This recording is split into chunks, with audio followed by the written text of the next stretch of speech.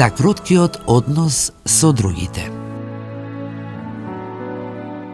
Никого не хулете, не карајте се, туку бидете љубезни, покажувајќи совршена кроткост кон сите луѓе. Послание до Тит, 3 глава, 2 стих. Во свет во кој зборовите често рануваат повеќе од делата, важна е способноста да одговориме со мир, а не со расправа, со благост, а не со осуда. Вистинската сила не се состои во тоа да победиме во некој спор по секоја цена, туку во тоа да ги сочуваме неизвалкани човечноста и достоинството. Свети Макари Египетски, осврнувајќи се на оваа тема, ќе забележи: кроткиот човек е како тивко пристаниште.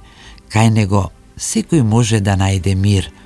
Кога се однесуваме со почит и добрина, нашиот пример станува мост што ги соединува луѓето, наместо да ги разделува.